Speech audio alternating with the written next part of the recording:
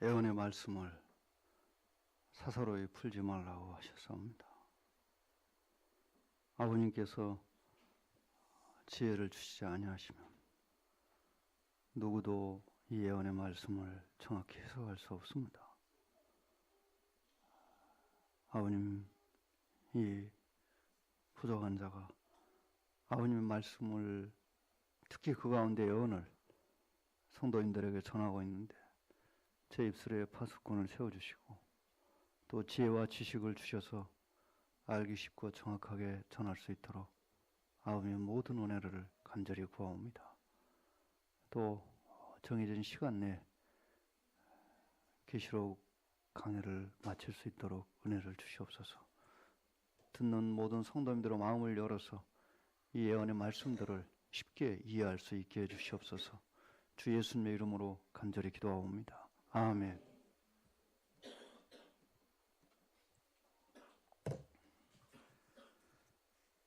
누가 그랬습니다. 청중이 조는 것은 강사의 책임이라네요.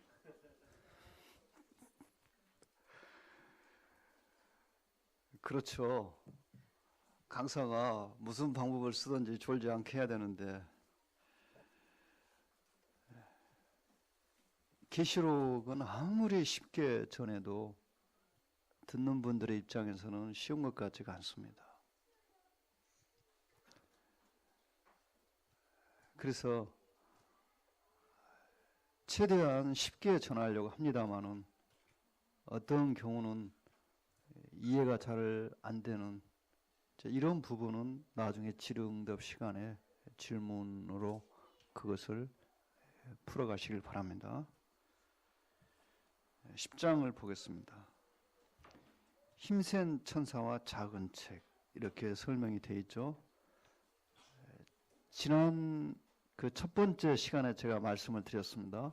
요한계시록은 7인 7나팔 7대접 순으로 진행되는데 7인 7나팔 7대접이 아닌 말씀들은 그 막간의 설명이라고 보시면 된다고. 드라마로 말하면은 해설로 보시면 됩니다. 그럼 왜 이 해설이 필요하냐? 더 쉽게 이해를 하도록 하기 위해서. 그리고 어떤 경우에는 이 국면을 전환시켜 가지고 사람들의 관심을 높이는 이런 효과도 있습니다. 순서대로 쭉 기록되어 있으면은 우리들이 계시록을 공부할 때 관심을 덜 갖게 될 가능성이 있어요. 또 요한계시록은 먼저 하늘에서, 천국에서 그 심판에 대한 이 계획을 보여주시고 그 다음에 이제 그것이 땅에 심판이 어떻게 내려지는가, 이것을 쓰고 있다겠습니다. 그리고 이 심판을 내리시는 분은 바로 우리 주님이십니다. 그래서 주님이 마지막에 나타나시는데 주님이 이 세상에 나타나시면은 환란도 끝나는 것입니다. 10장에 나오는 이 힘센 천사를 많은 강해자들이 우리 주님으로 봤습니다. 그런데 우리 주님이 부활하신 후에 천사로 불려진 적이 없다는 것을 조심해야 합니다. 주님은 이제 본래 가지고 계셨던 하나님의 그 모든 영화와 권위를 회복하셨습니다. 그래서 주님은 부활하신 후에는 다른 성경에서 천사로 표현된 적이 없습니다. 비록 이 천사가 대단한 권세를 가진 것으로 보입니다만은, 왜냐하면은 그 머리에 무지개가 있고 그 얼굴은 해같고 그 발은 불기둥 같으며, 우리 주님을 묘사할 때 쓰였던 표현이죠. 하지만 우리 주님이 이런 면만 있는 것은 아닙니다. 사실은 우리가 주님에 대해서 알고 있는 것은 주님이 가지고 계신 그 주님의 본래 모습의 일부분에 불과할 것입니다. 그분은 하나님이십니다. 하나님에 대해서는 우리들이 모르는 것이 훨씬 더 많고 알려지지 않은 것이 더 많습니다. 그래서 어떤 부분에서 주님과 같이 묘사됐다고 해서 그를 주님이라고 해석하기에는 무리가 있다는 거죠. 그 손에 펴놓인 작은 책을 들고 그 오른발은 바다를 밟고 왼발은 땅을 밟고 이 두 발로 땅과 바다를 밟고 있다는 것은 하나님께서 이 세상을 모두 다스리고 계시고 이 세상은 하나님에 의해서 움직여지고 있고 하나님의 계획대로 가고 있다는 것입니다. 여러분, 우리가 마음에 큰 이 감사함을 갖는 것은 이 우주를 계획하시고 그 뜻대로 우주를 이끌어 가시는 하나님께서 우리를 동역자로 인정하신다는 거예요. 하나님과 같이 일하는 사람으로 인정하고 계시다는 것입니다.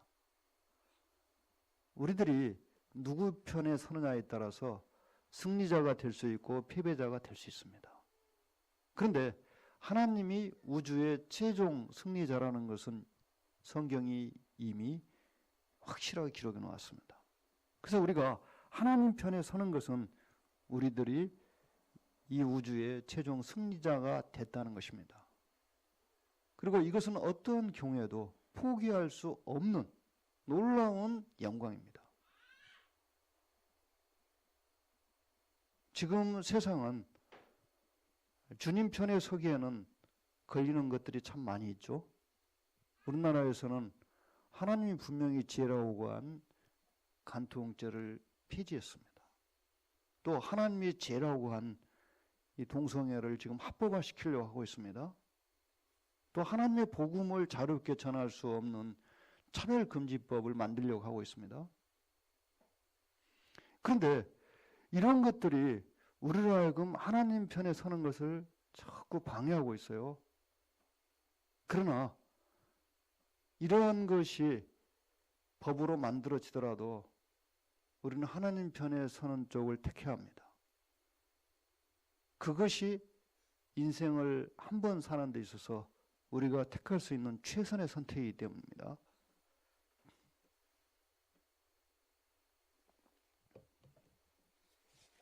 이 책은 어떤 것일까요? 앞으로 있을 하나님의 임박한 심판을 담고 있는 책이겠죠.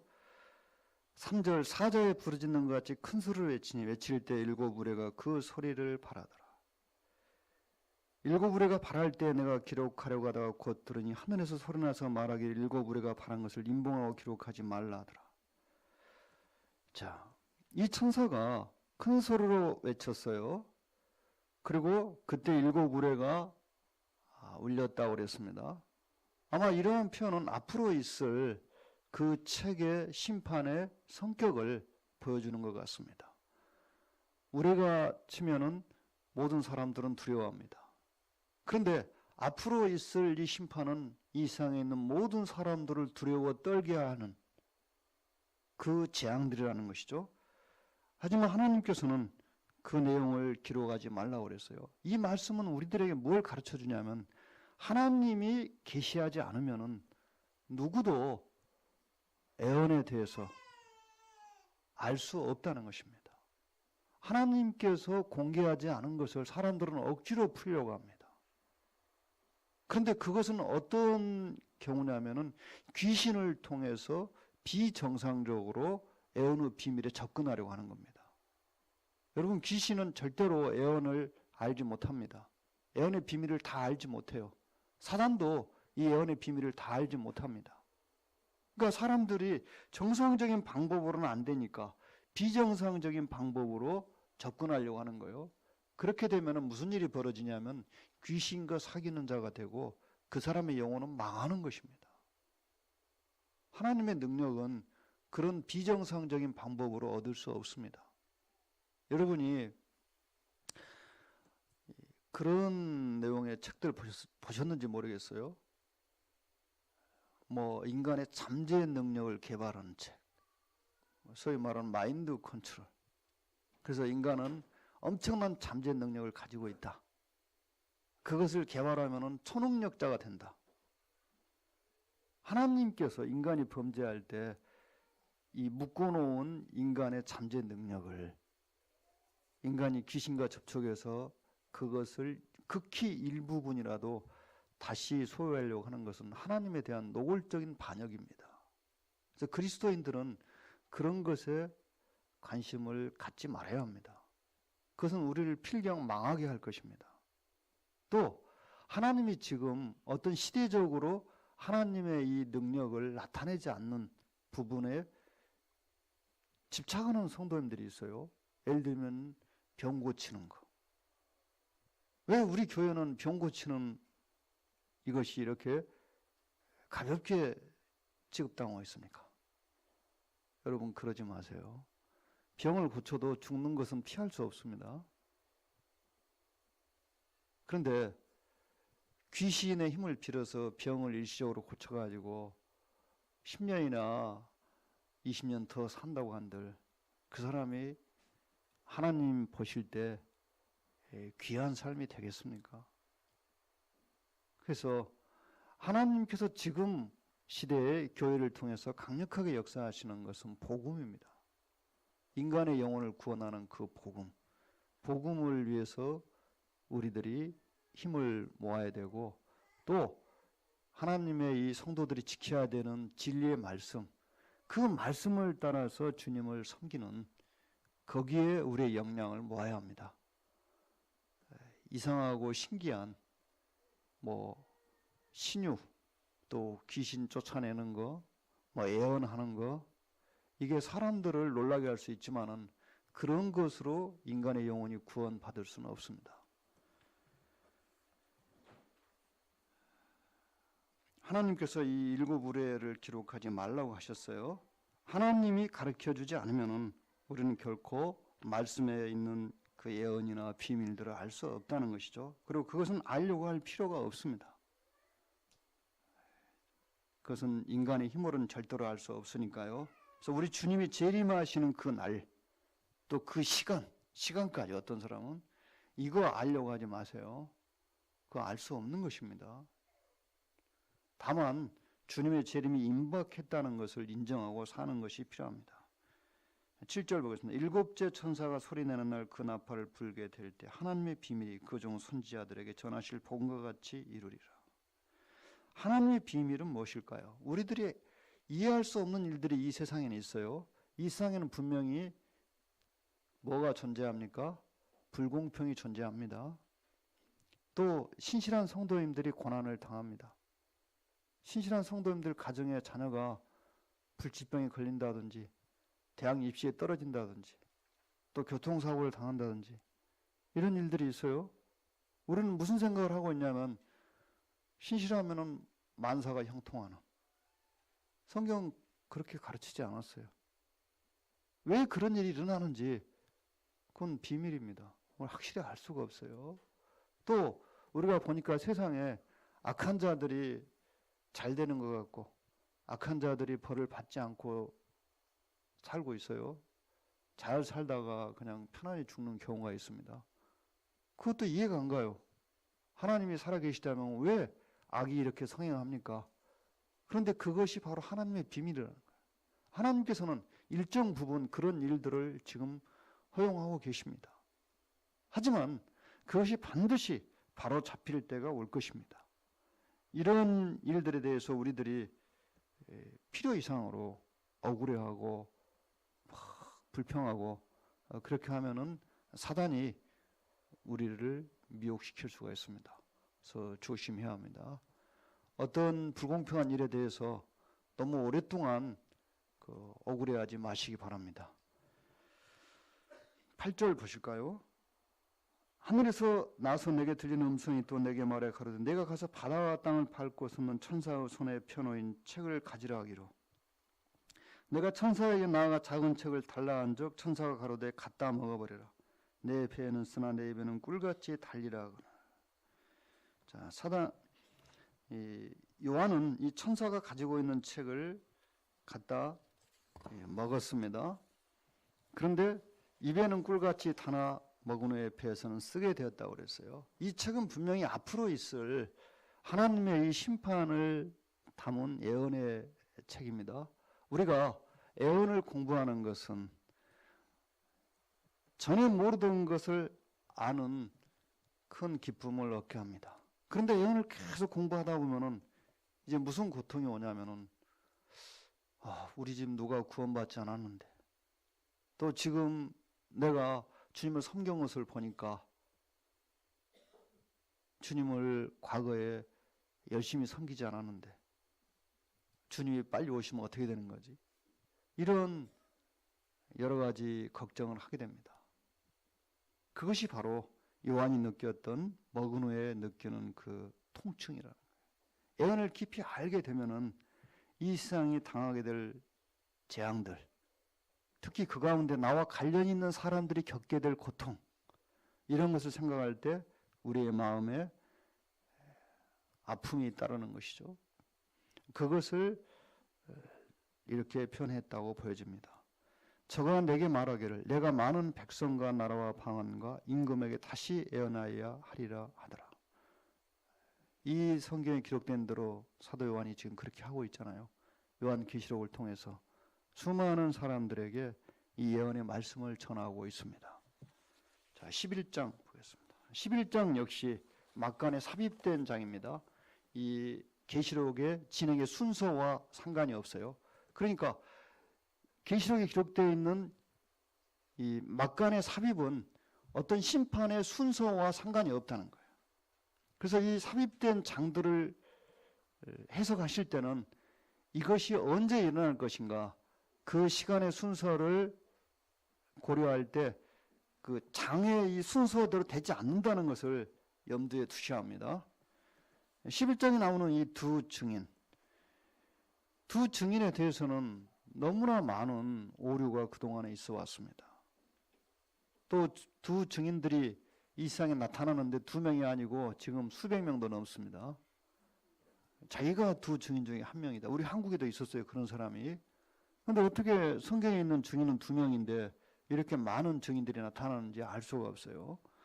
또 내게 지팡이 같은 갈대를 주며 말하기를 일어나서 하나님의 성전과 제단과 그 안에서 경배하는 자들을 청량하되. 자, 성전 안에 있는 사람들, 이들은 하나님께서 청량하라고 하신 것은, 이 청량이라는 표현은 하나님이 이들이 하나님의 소유인 것을 인정하신다는 것입니다.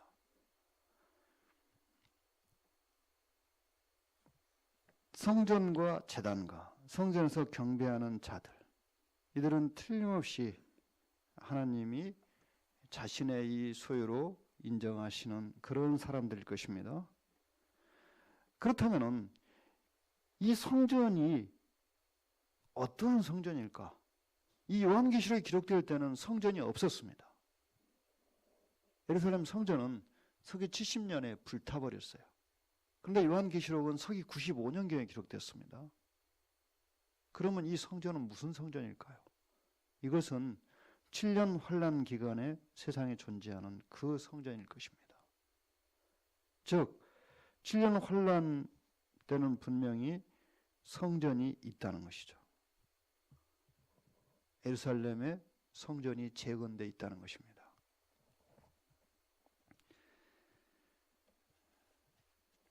언제 재건될 것인가? 여기에 몇 가지 조건이 이루어져야 합니다. 이스라엘이 나라를 회복해야 되고, 고토로 재직결하고 주권이 주어지는 이스라엘 나라 회복되는 걸 말합니다. 이스라엘 나라는 회복됐습니다. 1948년 5월 14일입니까? 그런데 한 가지 문제가 또 있어요. 이스라엘 사람들은 이 성전을 옛날 성전이 있던 자리에 세우기를 원합니다. 다른 곳에는 세울 수가 없어요. 그런데 그 성전터에 해교 사원이 세워져 있다는 거예요. 어떠한 방식으로든지 이 해교 사원이 제거돼야 합니다. 그러나 지금으로서는 이 해교 사원을 제거할 수가 없습니다. 해교도들은 예루살렘을 자기들의 성지로 인정하고 있어요. 만약에 그 성지에 있는 해교 사원을 제거한다면 당장 이스라엘과 아랍 국가들 간에 전면전이 발생할 것이고, 그 전쟁은 어느 한쪽이 망하기 전에는 절대로 끝나지 않을 것입니다. 이것은 아랍 국가들의 운명이 달린 땅이에요. 해교도 그 사원이 있는 자리는. 그래서 이스라엘도 이 해교 사원을 제거하지 못하고 있어요. 그러나 그 사원이 제거되기 전에는 성전이 재건되는 것이 사실상 불가능합니다. 그래서 최근에 그 타협책이 나왔다고 그래요. 해교 사원이 차지하고 있는 땅을 담을 치고 그 남아있는 땅에다가 성전을 재건하는 이런 타협책이 제시되고 있어요. 물론 그것이 정통 유대인들에게 받아들여질지는 지금 의문입니다만은 이러한 움직임은 그 땅에 성전 재건이 대단히 임박했다는 거죠. 그리고 성전 재건은 바로 환란 시대를 의미합니다. 7년 환란이 시작될 때 성전은 재건돼 있어야 합니다. 그래서 성전은 7년 환란이 시작되기 직전에 재건될 것이라는 거예요. 이것이 우리 주님의 재림이 임박했다는 하나의 확실한 증거입니다. 성전 밖 마당은 청량하지 말고 그냥 두라. 이것을 이방인에게 주었은즉 저희가 거룩한 성을 42달 동안 짓밟으리라. 마침내 여기 이제 3년 반을 나타내는 표현이 나오죠. 42달. 3년 반이잖아요. 청량하지 말라는 것은 하나님께서 그것들을 보호하지 않으시겠다는 뜻입니다. 이것은 후 3년 반에 이 성전이 이방인들에 의해서 점령당하고 그 성전이 유린될 것을 또 표현하기도 하는 표현이라고 보입니다. 자, 요한계시록에 42달 1260일 한때와 두때와 반때는 모두 3년 반을 나타내는 표현입니다. 그러니까 성경은 우리는 7년 환란이라고 부릅니다마는 성경에서는 유달리 이 3년 반을 강조하고 있다는 거예요. 그래서 무엇을 의미하냐면은 사람들이 견디기 심히 어려운 극한 환란은 이 후 3년 반에 온다는 것입니다.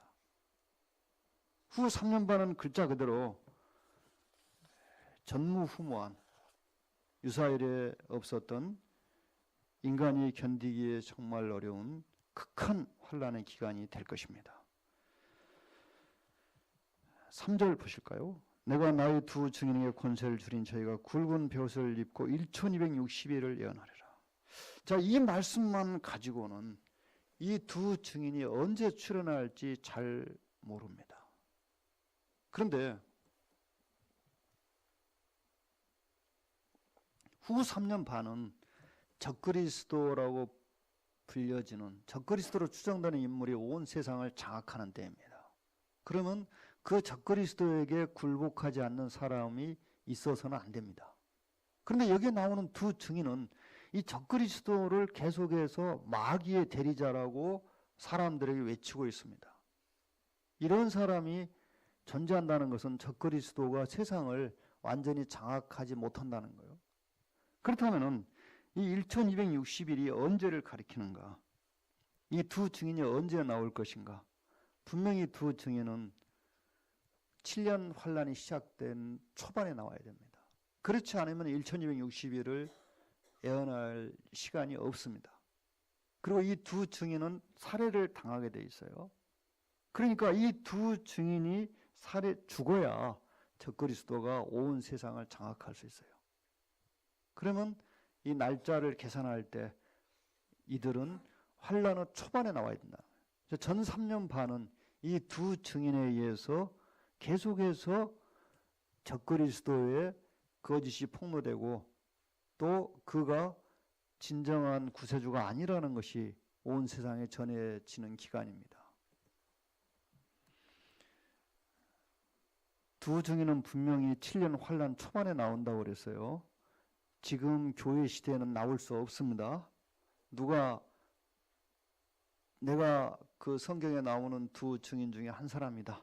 두 감람나무 중에 하나다 하면은 무조건 그 사람은 거짓말장입니다. 또 그렇게 믿고 있는 사람들도 모두 거짓말 믿고 있는 것입니다. 또 지금까지 나타났던 그 사람들은 전부 거짓말하는 사람들이었습니다. 두 증인은 또 반드시 유대인입니다. 예루살렘에서 예언하는 거예요. 유대인이 아닌 한국인이 증인이라고 주장하면 그 사람은 거짓말하고 있는 것입니다. 또 유대가 아닌 다른 나라에서 나온 두 증인은 전부 거짓말장이들입니다. 계시록 해석하실 때 그 시간의 구분을 철저히 하시라고 그랬죠. 그러면은 속일 수 없다고 그랬어요. 4절 또 보실까요? 이는 이 땅의 주 앞에 섰는 두 감람나무와 두 촛대니 영적인 어둠이 온 세상을 지배하는 시대에 이 두 증인은 하나님의 빛을 비추는 가장 유력한 사람들일 것입니다. 그래서 두 촛대로 표현했어요. 이 땅의 주 앞에 섰는, 이 표현이 아주 주의를 요하는 표현이죠. 그 당시 땅의 주인은 적그리스도라고 알려져 있습니다. 그런데 이들은 우리 주님이 이 땅의 주인이라고 강하게 말하고 있는 거예요. 만약에 적그리스도가 이 두 증인이 우리 주님이 하늘의 주인이지만 땅의 주인은 아니라고 말했다면 핍박하지 않을 것입니다. 그러나 이 땅의 주인이라고 주장하는 그 적그리스도를 젖히고 우리 주님이 땅의 주인이라고 하니까 그들은 그 적그리스도는 두 증인을 살해할 수밖에 없는 거예요. 우리 주님이 땅의 진정한 주인이라면 적그리스도는 찬탈자가 되는 거죠. 반역자가 되는 거예요. 만일 누구든지 저희를 해하고자 한즉 저희 입에서 풀어나서 그 원수를 소멸할지니 누구든지 해하려 하면 반드시 이와 같이 죽임을 당하리라. 여러 권의 요한계시록 강해서에서 이 기록을 놓고 이 두 증인 중에 한 사람이 엘리야라고 분별을 했습니다. 하지만 그것은 너무 성급한 판단입니다. 만약에 두 명 중에 한 명이 엘리야라면 그 엘리야가 어떻게 이 땅에 내려오는지 그것도 기록이 돼야 되겠죠. 그러나 엘리야는 하늘로 올라갈 때 땅으로 다시 내려온다는 어떤 암시가 없습니다. 우리 주님에 대해서는 분명한 기록이 있지만 그래서 이 두 증인은 엘리야도 아니고 에녹도 아니고 그 당시에 생존하는 유대인입니다. 에녹이 또 한 명일 거라고 말합니다. 그래서 왜 그러느냐? 한 번 죽는 것은 사람에게 정하신 것이요. 그러니까 에녹은 안 죽고 엘리야도 안 죽고 하늘 올라갔으니까 다시 죽기 위해서 내려와야 된다나요? 그러면 교회 시대 마지막에 주님이 공중에 오셨을 때 죽지 않고 하늘로 올려지는 그 성도들은 언제 죽어야 됩니까? 한 번 죽어야 한다면은? 한 번 죽는 것은 사람에게 정하신 것입니다. 그런데 그 말씀이 휴거되는 그리스도인들에게도 꼭 적용돼야 되는가? 그렇지 않습니다. 우리 주님은 이미 그 예를 말씀하셨어요. 나를 믿는 자는 죽어도 살겠고 또 나를 믿는 자는 영원히 죽지 아니하리니 그 말씀에서 예를 말씀하신 거예요. 그래서 그런 분별은 좀 성급한 분별이 아니었나 이렇게 보여집니다. 이들을 죽이려고 하면은 불이 내려와서 그 원수들을 다 벌하기 때문에 누구도 이들을 죽이지 못합니다. 저희가 권세를 가지고 하늘을 닫아 그 예언을 한 날 동안 비오지 못하게 하고 3년 반 동안 비오지 못하게 한다고 하니까 또 엘리야가 그 일을 했기 때문에 엘리야라고 이렇게 주장하는데 그렇지 않습니다. 또 권세를 가지고 물을 변화에 피되게 하고 아무 때든지 원하는 대로 여러 가지 재앙으로 땅을 치르다. 그러니까 또 이 말씀을 가지고 모세라고 말하는데 이것도 아닙니다. 여러분 같은 일을 한다고 해서 같은 사람은 아니에요. 베드로가 전한 복음으로 구원받았으니까 우리가 전한 복음을 듣고 구원받는다고 해서 우리가 베드로가 될 수는 없는 거잖아요. 그래서 그런 해석들은 예언에 대해서 너무 성급하게 해석한 것이 아닌가 이런 생각이 듭니다. 물론 그렇게 보는 분별이 있습니다만은 그렇지 않다는 거죠. 저희가 그 증거를 마칠 때 무저항으로부터 올라오는 짐승이 저희로 더불어 전쟁을 일으켜 저희를 이기고 저희를 죽일 터인즉. 이 말씀이 대단히 난해하죠. 무저갱으로 올라오는 짐승이. 그런데 이 올라왔다는 표현이 현재 진행형이라는 거예요. 현재 진행형이라는 것은 그 짐승의 권력이 지금 정점에 이르렀다고 말해요. 이제 금방 최고조에 달했다 그 말입니다. 이런 분별들이 대단히 예리한 이 분별을 요구합니다. 이런 분별이. 그러니까 무적행에서 올라오는 짐승이 이 두 증인이 증거를 마쳤을 때 권력의 최정상에 이르렀다는 것이에요. 두 증인을 죽임으로써. 그럼 무적행으로부터 올라오는 짐승은 누구냐? 이것은 저는 개인적으로 이렇게 봅니다. 무적행은 사단도 그 문을 열 수 없는 곳입니다. 귀신은 말할 것도 없고요. 그런데 무적행에서 어떻게 올라왔을까? 우리는 황충이 그 무적행에서 나온 귀신에 의해서 조종된 걸 봤어요. 그래서 그 무적행에 갇혀있던 악령이 풀려나서 그 악령이 짐승에게 들어가지 않았는가 이렇게 봅니다. 그러면서 그 짐승은 초능력을 갖게 되고 그 힘으로 두 증인을 살해하고 그때부터 심성이 변하는 거죠. 악마적으로 변하는 거예요. 그러니까 적그리스도로 추정되는 인물이 전 3년 반 동안에는 비교적 인간적인 면모를 갖고 있습니다만은 전 3년 반이 마칠 즈음에 이 두 증인을 살해할 즈음에 무적행에서 올라온 악령에 씌이게 되고 초능력을 갖게 되고 또 심성이 악마적으로 변하게 됩니다. 그리고 전 세계를 장악하게 되는 것입니다. 자, 이 두 증인을 짐승이 살해함으로써 마침내 사람들은 이 짐승을 유력한 세계 통치자로 인정하게 될 것입니다. 아무도 할 수 없었던 일을 하니까요. 8절 보겠습니다. 저희 시체가 큰 성 길에 있으니 그 성은 영적으로 하면 소돔이라고도 애굽이라고도 하니 곧 저희 주께서 십자가에 못 박히신 곳이니라. 분명히 요한계시록은 극히 어려운 부분에 대해서는 성령님께서 우리들에게 그 말씀을 해석할 수 있는 힌트를 주고 있습니다. 여기에 영적으로 소돔, 애굽이라고 불리는 이곳이 어딘가 하고 궁금했는데 주님이 십자가에 못 박힌 곳이라고 그랬어요. 당연히 예루살렘이겠죠. 예루살렘에 이 두 증인의 시신이 누이게 되고 이들이 예루살렘에서 3년 반 동안 하나님의 말씀을 전했어요. 백성들과 족속과 방언과 나라, 이 네 단어는 7년 환란 기간에 세상의 모든 사람들을 표현하는 단어들입니다. 백성, 족속, 방언, 나라. 7년 환란 기간 생존해 있는 모든 사람들을 표현하는 단어예요.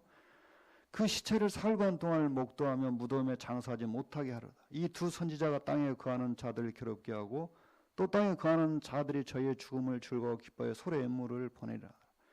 이 두 선지자가 유일하게 사람들이 사단에게 기우는 것을 막았어요. 사람들의 그 행위를 악하다고 나무랬어요. 사람들은 잘못을 나무라면은 고마워하는 것이 아니고 그 나무라는 사람은 미워하게 됩니다. 그리스도인들도 비슷해요. 조심해야 됩니다. 그러니까 세상 사람들이 이 두 증인을 엄청 미워했어요. 죽일 수는 없고. 그런데 마침내 짐승이 이 두 선지자를 죽였어요. 그러니까 얼마나 기분이 좋겠어요. 사람은 죄를 지을 때 그 죄를 지적하면 죄를 고치려고 하는 것이 아니라 그 죄를 지적하는 사람을 없애버리려고 합니다. 우리 주님이 오셨을 때도 그랬잖아요. 빛이 그 안에 빛이 있으니 이 빛은 사람들의 생명이잖아요. 그 빛이 어둠이 비치다 어둠이 깨닫지 못하더라 그랬어요. 그러니까 어두운 일을 드러내면은 인간은 회개하는 것이 아니고 그 빛을 없애버리려고 하는 거예요. 7년 환란 기간은 영적인 어둠이 유사일의 최고조에 달합니다. 그래서 그들에게 그들의 죄를 책망한 이 선지자가 죽는다는 것은 대단히 기분 좋은 일이죠. 얼마나 기분이 좋으면은 이 선물을 막 보내겠어요. 축하하고. 또 아마 방송에서는 연일 마침내 온 세상을 괴롭히던 사람들이 죽었다. 얼마나 이들이 미웠는지 시체를 장례를 못 치르게 합니다. 이것은 극악한 행동이죠. 시신을 장례 못 치르게 하는 건. 그런데 이 3일이라는 것은 인간의 인내력의 한계를 시험하는 기간이죠. 그러니까 사람들은 보통 3일 동안 기다리는 거예요. 또 3번 이렇게 참는 거예요. 이 3이라는 숫자는 인간의 마음의 인내력을 테스트하는 그 숫자입니다. 3일 동안 계속해서 이들의 시체가 방송을 통해서 온 세상에 중계가 되겠죠. 그리고 3일간 살아나지 못했어요. 그러니까 이제 진짜 죽었다고 하겠죠.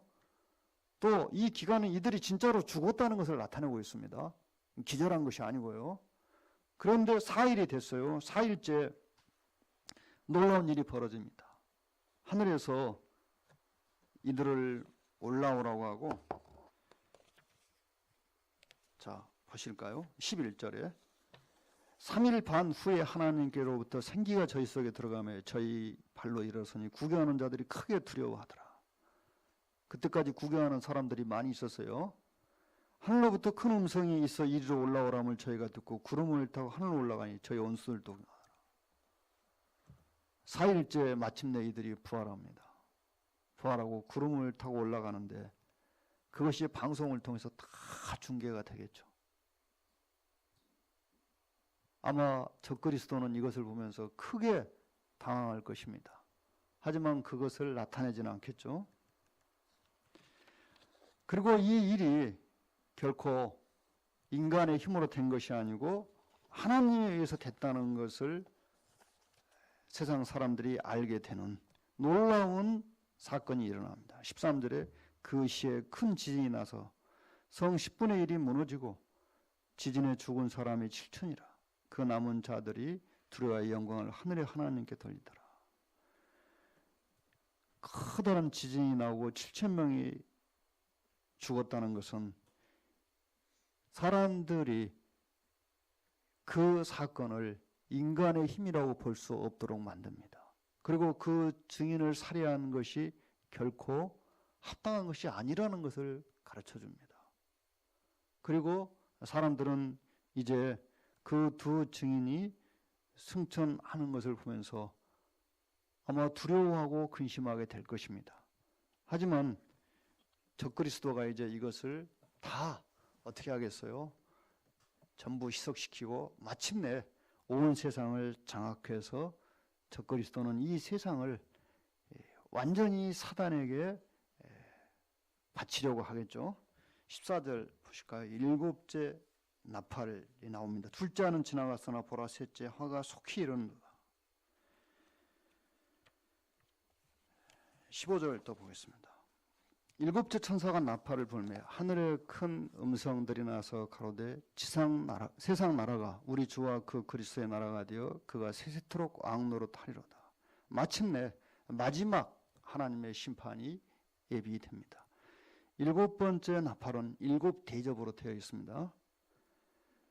그런데 7대접의 심판이 끝나면은 이 세상은 우리 주님의 나라가 된다는 거예요. 주님께서 왕으로서 직접 세상을 통치하는 그 때가 된다는 것입니다.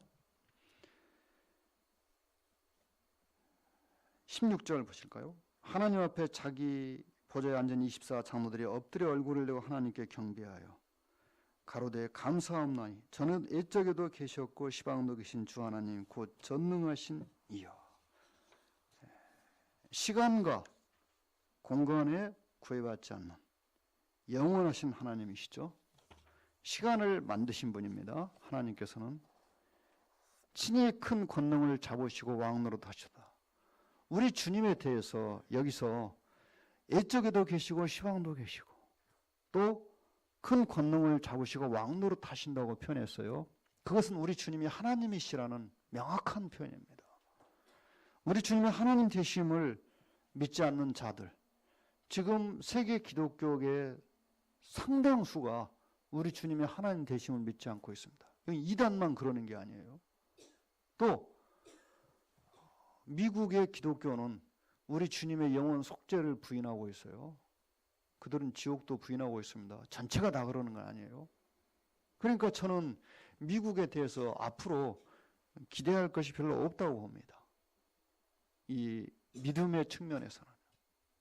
그런데 미국에 가서 신앙을 배워야 한다고 이렇게 생각하는 분들이 많습니다. 지식은 배울 수가 있겠죠. 하지만 미국은 앞으로 그리스도인들에게 어떤 그 신앙을 앞에서 인도하는 이런 역할을 할 수 없게 될 것입니다. 미국의 기독교는 근본주의 신앙에서 벗어났습니다. 자유주의가 미국의 기독교를 거의 장악하고 있어요. 17절 보셨죠? 자, 18절 또 보겠습니다.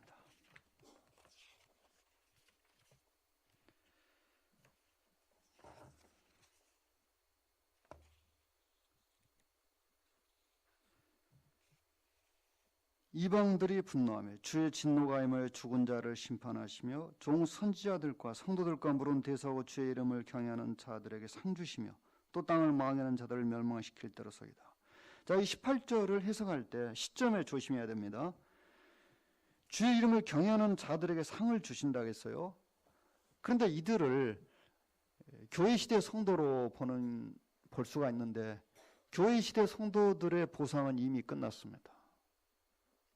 우리는 계시록 4장과 5장에서 성도들에 대한 보상이 끝난 걸 봤습니다. 그럼 이들은 누구일까요? 이들은 틀림없이 환난 기간에 주님을 전하다가 죽은 사람들, 또 환난 기간에 말씀을 전하던 사람들, 또 성도들일 것입니다. 얼른 생각하면은 교회 시대 성도인 것 같아요. 그런데 교회 시대 성도에 대한 보상은 이미 끝났어요. 이 시점에서는. 그래서 아니라는 거죠. 그리고 땅을 망하게 하는 자들을 멸망시킬 때라고 그랬어요.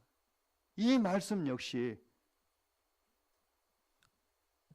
그 시점이 이 심판이 임하는 때로부터 미래입니다. 그렇다면은 결코 교회 시대가 아니라는 거죠. 땅을 망하게 하는 자들이 누구겠습니까? 하나님을 거부하고 끝까지 하나님을 믿지 않는 자들이겠죠.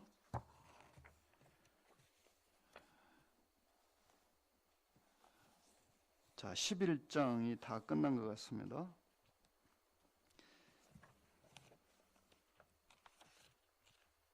19절 한번 보실까요? 이에 하늘에 있는 하나님의 성전이 열리니 성전 안에 하나님의 언약궤가 보이며 또 번개와 음성들과 내성과 지진과 큰 우박이 있더라. 이러한 무서운 이 정황은 앞으로 있을 일곱째 나팔, 즉 일곱 대접의 심판이 얼마나 무서울 것인가를 보여주고 있고, 성전이 열리고 성전 안에 언약궤가 보였다는 것은 이 언약궤는 하나님께서 이스라엘과 언약을 체결한 그 증거물입니다. 그래서 이런 무서운 심판 속에서도 하나님은 이스라엘과 맺은 언약을 결코 잊지 않으셨다는 것을 확인시켜 주는 것이죠. 하나님이 이스라엘을 보호하실 것이라는 거예요. 자, 12장 또 보실까요? 시간이 별로 없습니다만, 하늘에 큰 이적이 보이니 해를 입은 한 여자가 있는데 그 발 아래는 달이 있고 그 머리에는 12별의 면류관을 썼더라. 이 여자가 아이를 위해 해산하게 되며 아파서 애써 부르짖더라. 우리가 계시록을 해석할 때 과거와 현재와 미래의 구분에 주의하라고 그랬어요. 과거는 1장, 현재는 2장, 3장, 미래는 4장부터 22장. 그러면 이 말씀은 12장인데 이 사건이 전부 미래에 있을 일인가? 12장 1절과 2절은 과거와 미래가 함께 있습니다. 이 여자가 누굽니까? 그 다음에 이어지는 말씀이 이 여자가 누군가를 가르쳐 줍니다.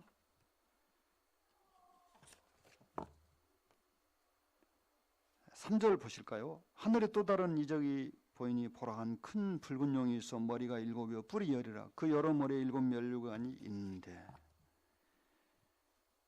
그 꼬리가 하늘별 3분의 1을 끌어다가 땅에 던지더라. 용이 해산하는 여자 앞에서 그가 해산하면 그 아이를 삼키고자 하느니.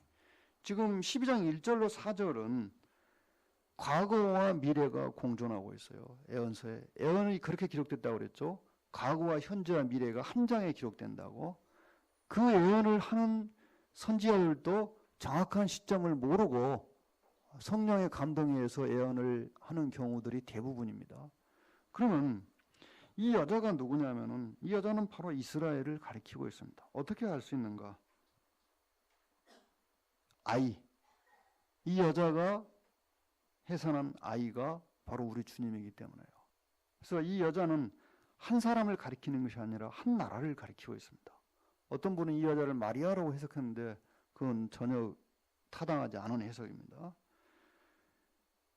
해를 입었다는 것은 이 여자가 가지고 있는 어떤 영광 혹은 위상을 가리킨다고 봅니다. 달이 있고 그물에 12별의 면류관을 썼다. 역시 이스라엘 12지파가 여기서 관련이 되어 있고, 그 다음에 이스라엘 나라가 앞으로 누리게 될 천년왕국에서 그 어떤 이치를 나타내는 것 같습니다. 즉 면류관이라는 것은 왕관, 통치권을 상징하고 있어요. 그래서 이스라엘 나라는 앞으로 우리 주님이 세상을 다스릴 때 온 세상을 다스리는 그 이치에 있게 될 것이라는 거죠. 용이 꼬리로 하늘별 3분의 1을 땅에 던졌다는 것은 사단이 하늘의 천사들의 3분의 1을 타락시켰다는 것입니다. 그리고 이것은 결코 현재가 아니고 먼 과거 일입니다. 그래서 애언이 과거와 현재와 미래가 함께 있다는 거예요. 여기서 사단은 용으로 표현되고 있어요. 우리 주님이 세상에 오셨을 때 사단은 헤롯을 시켜서 우리 주님을 바로 살해하려고 했습니다. 용이 삼키려 했다는 그 표현이에요. 그러나 하나님의 개입에 의해서 실패합니다. 5절에 여자가 아들을 낳으니 이는 장차 철장으로 만국을 다스릴 남자라. 우리 시편 2편에서 이분이 하나님의 아들인 것을 봅니다. 그러니까 여자가 낳은 아들이 온 세상을 철장 권세로 다스린다는 것은 우리 주님을 나타내고 있고, 주님을 낳은 이 여자는 이스라엘 나라를 가리키고 있다는 것이죠. 그 아이를 하나님 앞과 그 보좌 앞으로 올려간 주님의 승천을 말씀하고 있어요. 이미 다 이루어진 일입니다. 그러나 만국을 다스린다는 것은 앞으로 있을 일이에요. 6절 보실까요? 그 여자가 광야로 도망하며 거기서 260일 동안 저를 양육하기에 하나님의 위한 것이 있더라. 자, 애언이 어려운 것은 과거와 현재와 미래가 마치 현재처럼 기록되고 있어요. 이 말씀들이 지금 과거와 현재와 미래를 구분하기가 힘이 어렵게 되어 있잖아요. 6절은 또 이 여자가 이스라엘 나라를 가리키기는 가리키는데 이스라엘 나라 중에 환난 기간에 믿는 이스라엘을 가리키고 있습니다. 하나님께서 이 앞부분에 말씀하셨죠. 성전과 그 안에서 경배하는 자들을 청량하라. 그것은 그들을 하나님이 자기 소유로 인정하시고 보호하겠다는 거예요. 환난 기간 동안에 하나님 믿는 이스라엘을 보호하시겠다 이 말씀입니다. 그리고 이 말씀이 이어지고 있는 것은 여기서 여자는 6절에 나오는 여자는 이스라엘 전체를 가리키는 것이 아니고 환난 기간에 우리 주님을 믿는, 성경에는 잔존자로 기록되어 있어요.